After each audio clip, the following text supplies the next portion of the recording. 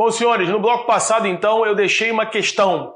Imagine que ele te perguntasse, uma mulher acometida durante o puerpério por uma psicose puerperal, vem matar o próprio filho após o parto.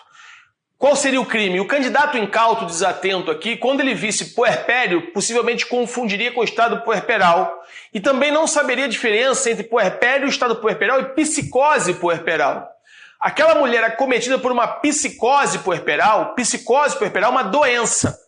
E se em virtude dessa doença, esse sufixo -ose, psicose, uma doença da mente, uma psicose puerperal, se essa doença, reconhecida pela medicina, se você for num CID-10, o CID das doenças, você vai encontrar, por exemplo, a psicose puerperal. Você não encontra estado puerperal. Você não encontra puerpério porque não é doença, mas você encontra psicose puerperal.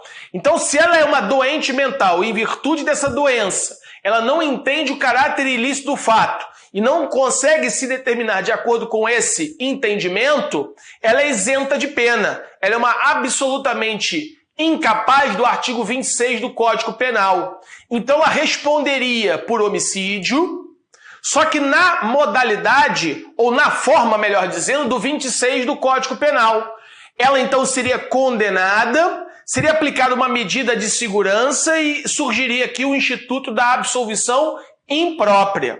Então, cuidado, uma coisa eu te perguntar numa prova de medicina legal é o seguinte, uma mulher, durante logo após o parto, acometida pelo estado puerperal, mata o próprio filho. Crime, artigo 123. Uma mulher, durante o puerpério, mata o próprio filho. Artigo 121 do Código Penal. Uma mulher, durante o puerpério, acometida por uma psicose puerperal, mata o próprio filho. Artigo 21, na forma do 26, absolvição imprópria, aplicação de medida de segurança. Note que são 3 situações diferentes. Na primeira, eu não falei em puerpério, eu falei em estado puerperal. Se é estado puerperal, durante ou logo após o parto, é o artigo 123 do Código Penal. Agora, eu não falei nem em puerpério, nem em estado puerperal. Ou melhor, desculpe, não falei em estado puerperal, eu falei só em puerpério. Mas não falei nem em estado puerperal, nem em psicose puerperal. Após o parto, matou o próprio filho, no puerpério.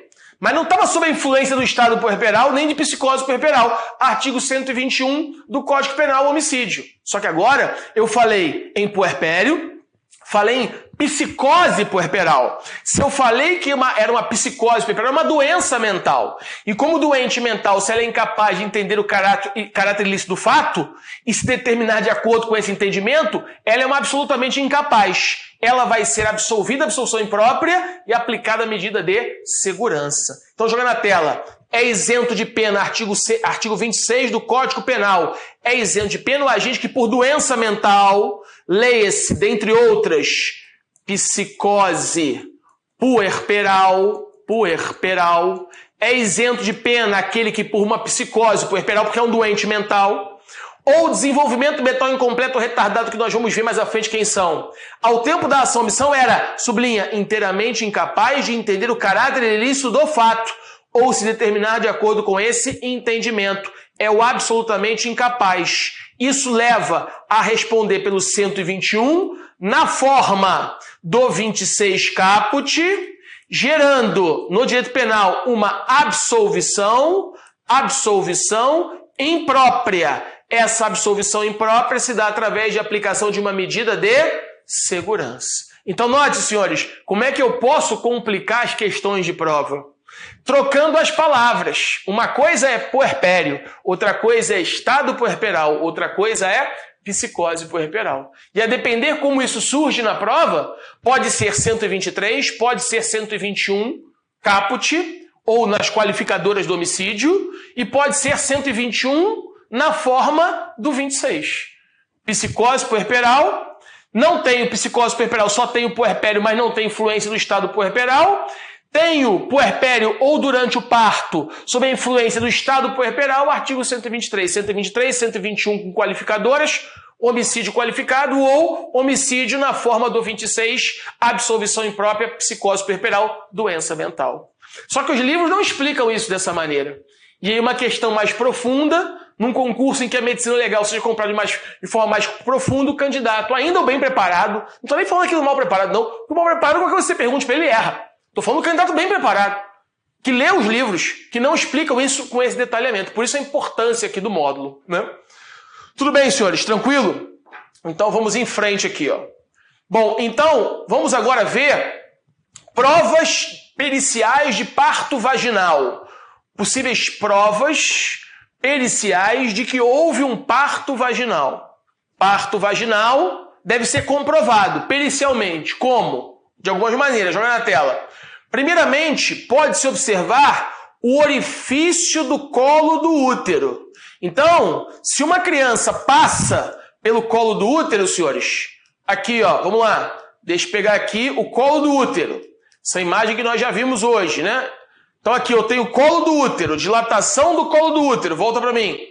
Uma criança passando pelo colo do útero pode, obviamente, deixar cicatrizes. Então o perito vai procurar cicatrizes no colo do útero. Outra hipótese, prova pericial, é o chamado focinho de Tenca. Cicatrizes com focinho de Tenca. Então se olhar o colo do útero que eu acabei de mostrar de frente, o colo do útero pode ter essa imagem aqui, ó. Eu estou pegando o colo do útero, estou olhando de frente agora. Esta primeira imagem seria uma imagem de uma mulher nulípara. O que é uma mulher nulípara? Aquela mulher que nunca teve filho por via baixa, nunca pariu por via baixa, pelo canal vaginal. Então, quando eu olho o colo do útero dela de frente, tem essa imagem aqui.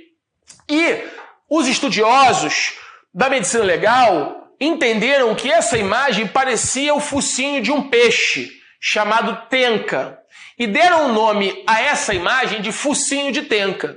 Então o exame do focinho de Tenca, que não tem nada a ver com peixe, na verdade, é a imagem do colo do útero visto de frente. Numa mulher nulípara, ele vai ser um colo do útero com um orifício ovalado, um orifício arredondado, como você está vendo aqui na imagem A. Um colo do útero de uma mulher nulípara. Então a letra A, joga na tela, letra A seria de uma mulher nulípara. Uma mulher que nunca teve filho por via baixa. Só que agora na letra B seria uma mulher primípara. Primípara. É uma mulher que teve um filho por via baixa. Aí você note que já há uma alteração anatômica na imagem do colo do útero quando comparada com essa. Essa aqui, as bordas não estão ovaladas, o ósseo não está ovalado. Agora, numa mulher multípara, que seria a letra C, joga na tela, na letra C eu teria uma mulher multípara. Uma mulher multípara é aquela que já teve vários filhos por via baixa. Então, o exame do colo do útero, o exame do focinho de Tenca, pode me levar à conclusão de que aquela mulher teve um filho por via baixa, ou mais de um filho por via baixa, ou nunca teve filho por via baixa, é uma mulher nulípara. Tudo bem? Olhando o orifício do colo do útero, esse ósteo, que vai ser alterado porque um concepto, a cabeça de um concepto vai passar por ali. A gente vai ver que isso vai dar ensejo também às chamadas carúnculas mirtiformes. As carúnculas mirtiformes, que são fragmentos do ímen, que vai ser dilacerado pela passagem da cabeça do concepto, muitas vezes, pela passagem do concepto, formando as chamadas carúnculas mirtiformes. Tudo bem? Voltando aqui. Então, joga na tela. Olha aqui, ó, o focinho de Tenca. Então, note que aqui é uma laceração linear. Aqui já há uma laceração estrelada. Ou seja, alterações no focinho de Tenca. Um parto vaginal por via baixa. A criança, quando passa, esse colo do útero, que seria essa imagem aqui que eu estou colocando em vermelho, obviamente visto de frente, vai ser alterado. E o nome disso é o focinho de Tenca. E vou olhar também as carúnculas mirtiformes, que eu acabei de falar, que são resíduos de ímen na mucosa vaginal. Então, quando a criança passa por aqui, o ímen, que é essa membrana que delimita a entrada do canal vaginal, vai ser dilacerado. Então, no canal vaginal, fragmentos de ímen na parede do canal vaginal, na entrada do canal vaginal, isso é chamado de carúnculas mirtiformes. Então, a presença das carúnculas mirtiformes. Olhar o orifício do colo do útero com cicatrizes, o focinho de Tenca, são provas periciais de que houve um parto vaginal, um parto por via baixa. Tudo bem? Tranquilo? Outro ponto que ele pode perguntar que você tem que lembrar e saber são os lóquios. Ora, o puerpério, como eu falei na aula passada, é um período de tempo que se inicia com o final do parto, e o final do parto nós já marcamos que acontece com a expulsão da placenta, o secundamento. Começa a partir então o puerpério, pariu criança. Do momento que acaba o parto até a mulher retomar as condições fisiológicas que apresentava antes da gravidez. Esse período chamado de puerpério. Dentro desse puerpério, ele pode ser dividido em puerpério imediato, recente, tardio ou longínquo. E para diferenciar esses puerpérios, vão se examinar os lóquios e as lesões locais. Então, senhores, note, a mulher estava grávida. Nós vimos que a placenta, que é um órgão que pertence ao concepto, está preso no endométrio. Quando a placenta é retirada dali, fica uma ferida naquela região ali. E aquela região fica sanguinolenta. Com o tempo, aquilo vai cicatrizar. Mas, inicialmente, a mulher vai exalar não é o melhor termo. Ela vai colocar para fora do canal vaginal, ela vai expurgar, vai ficar escorrendo pelo canal vaginal um líquido. Esses líquidos, que na verdade é essa ferida sangrante, que vai cicatrizar. Mas inicialmente, esse líquido que ela vai colocando pelo canal vaginal é chamado de lóquios. E esses lóquios sanguinolentos, bastante sanguinolentos, são compatíveis com o puerpério imediato.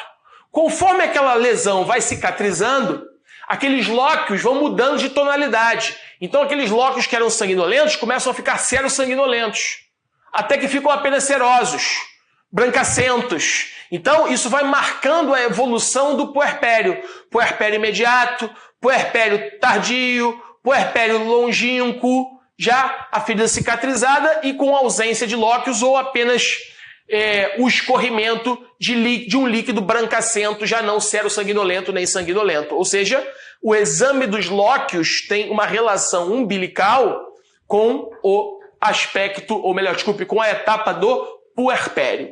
Outra questão que ele pode perguntar em medicina legal é a questão envolvendo o conceito de recém-nascido para o direito penal. Ou melhor, desculpe, o conceito de recém-nascido para a medicina legal. Candidato, qual é o conceito de recém-nascido para a medicina legal?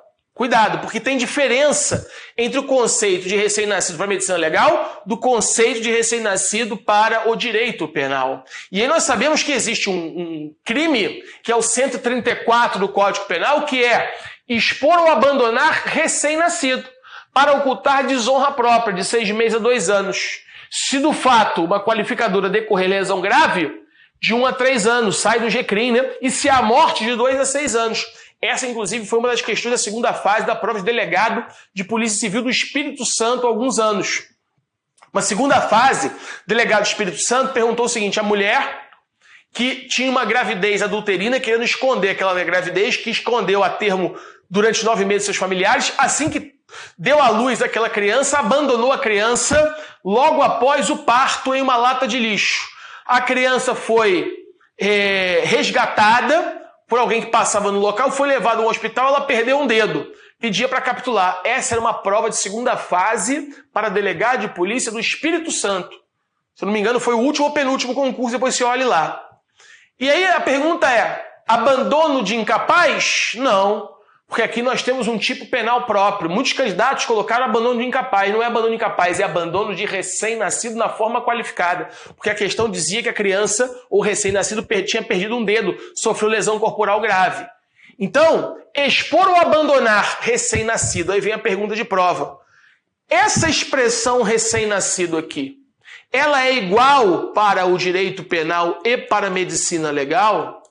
Então, o direito penal e a medicina legal trabalham com o mesmo conceito de recém-nascido? Não, senhores. Note bem. O recém-nascido para a medicina legal é a criança com o corpo sujo de uma substância que recobre o corpo no momento do parto, que é o chamado indulto sebáceo. Esse indulto sebáceo ele vem recobrindo o corpo do recém-nascido, do feto nascente, para facilitar a passagem pelo cordão umbilical. Então a criança ligada ao cordão umbilical ainda, o corpo recoberto de sangue e indulto sebáceo, esse é o recém-nascido para a medicina legal. A partir do momento que o médico, a enfermeira, cortou o cordão umbilical, separou a criança do cordão da placenta, pegou uma toalha, um pano, limpou aquele sangue, limpou aquele indulto sebáceo, deu qualquer tipo de tratamento àquela criança, colocou uma roupinha de pagão, colocou um gorrinho, tem horas que nasceu a meia hora e foi colocado lá no berçário, para a medicina legal, esta criança não é mais um recém-nascido. Porque o conceito de recém-nascido para a medicina legal não é o mesmo do direito penal. Então, se a mãe pegasse aquela criança que nasceu há 1 hora, saísse do hospital e abandonasse a criança, ela responderia pelo 134. Porque o conceito de recém-nascido para a medicina legal, para o direito penal, é mais dilatado. Para a medicina legal, não. Para a medicina legal, se a criança recebeu qualquer tipo de tratamento, é um feto nascente, expulsou a placenta, dequitação, secundamento, a criança está ligada ao cordão umbilical, cortou o cordão umbilical, separou da placenta, pegou uma toalha, limpou o indulto sebáceo, limpou aquele sangue, colocou uma roupinha, colocou uma gorrinha de pagão, para a medicina legal não é mais recém-nascido. Então cuidado. Quem é o recém-nascido para a medicina legal? É esse aqui, ó. O feto nascente acabou de nascer. Note, jogar na tela, recoberto por um indulto sebáceo aqui, ó. Note que há um indulto sebáceo recobrindo a criança para facilitar o deslizamento. Suja de sangue. Ligado ao cordão umbilical. Esse é o recém-nascido para a medicina legal.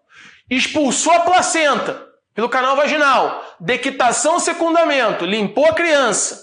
Botou um gorrinho, uma camisinha de pagão. Botou no berçário para a medicina legal, não é mais recém-nascido. Então cuidado. Aqui nós estamos numa prova de medicina legal.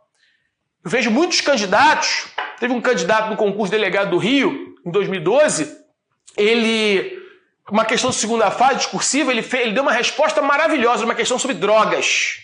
Efeito das drogas na interação orgânica das drogas, a ação das drogas no organismo, alterando a homeostasia, alterando o funcionamento corpóreo dos diversos órgãos, pedia para dissertar em 30 linhas. E aí o candidato falava sobre cocaína, uma droga psicoanaléptica, a gente vai estudar isso em toxicologia forense, que joga o sistema nervoso central para cima. É uma droga estimulante do sistema nervoso central.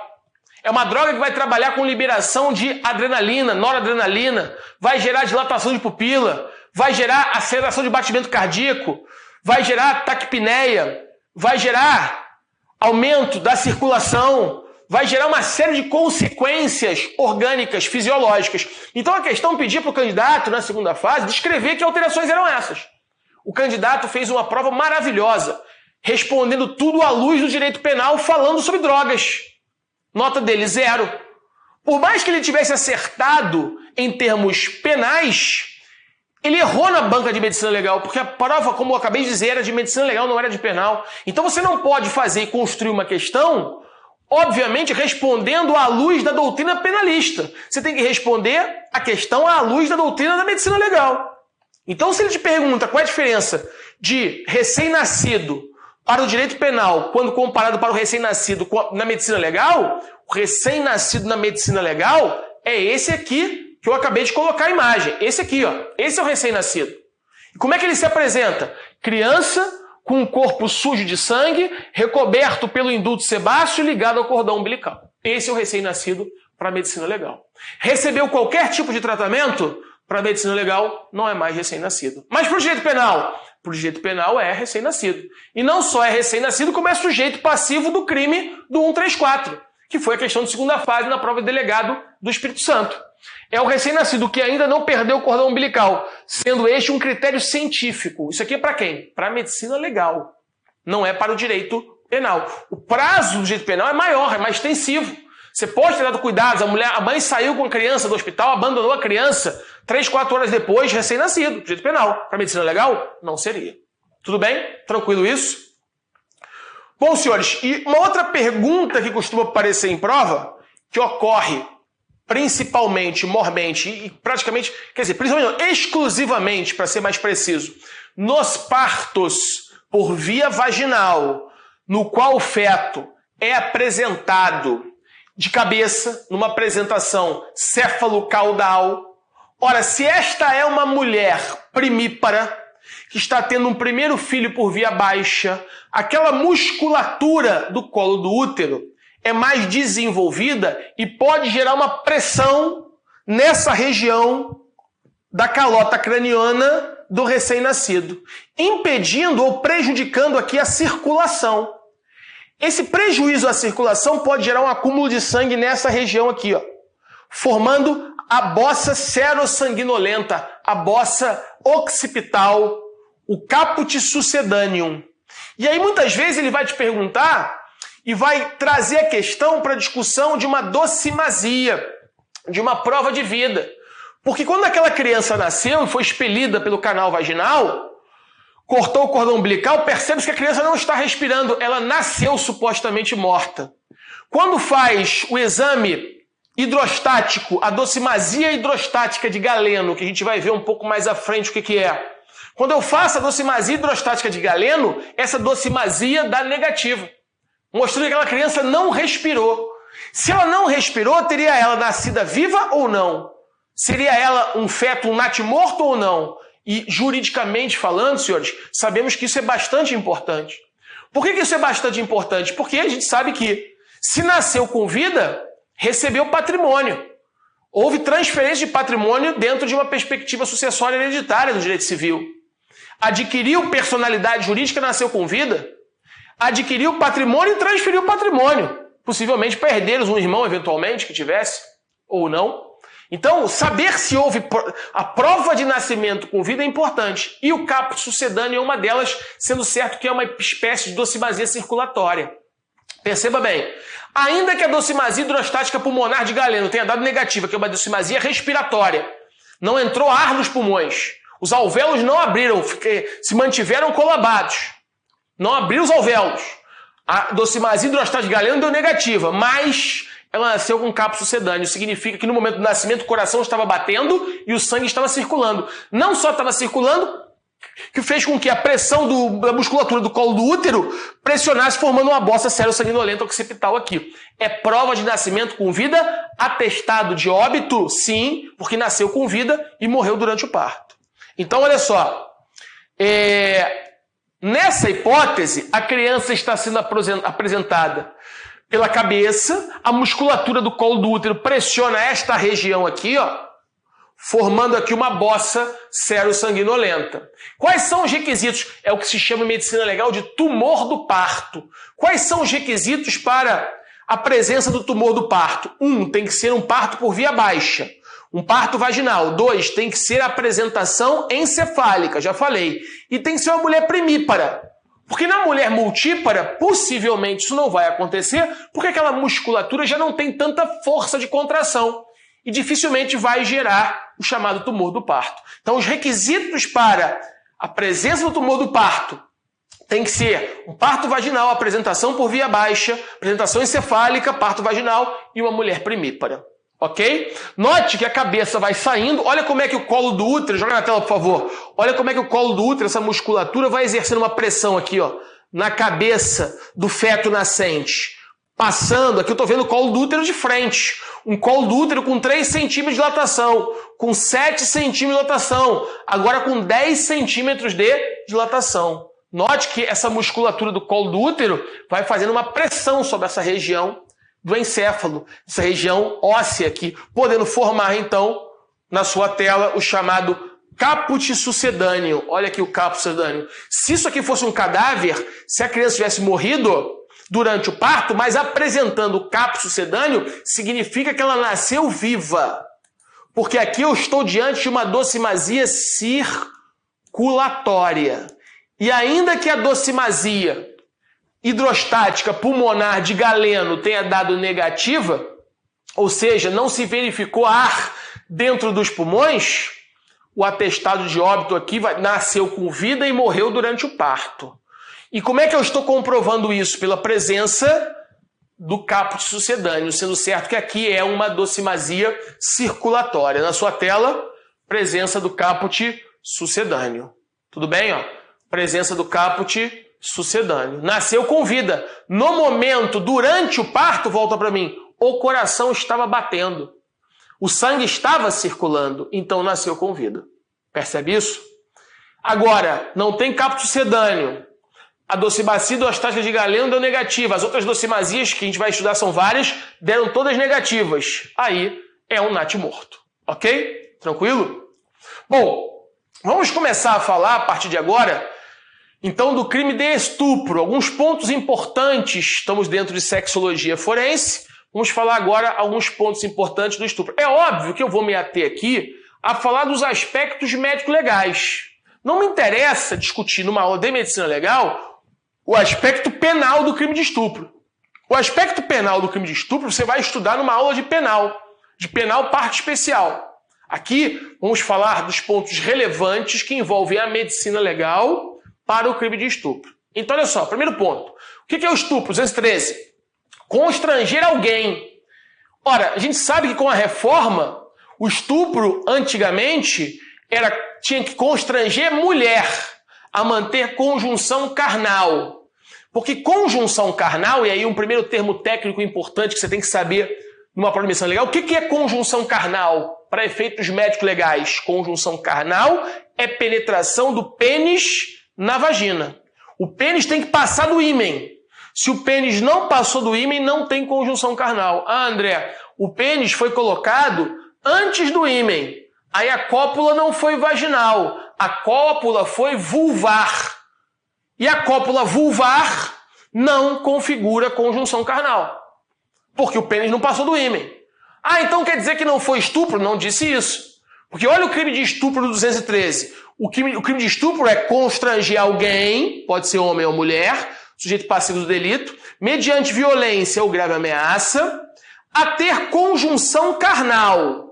Conjunção carnal, entenda-se, pênis penetrando na vagina, ou praticar ou permitir com que se pratique outro ato libidinoso. Então, segunda observação, se é outro ato libidinoso que a lei está falando, é porque conjunção carnal também é um ato libidinoso. Ato libidinoso é aquele ato que vai satisfazer a libido, o desejo sexual, o apetite sexual. Então, toda manobra sexual que satisfaça a libido é conjunção carnal. Ou melhor, desculpe, é ato libidinoso.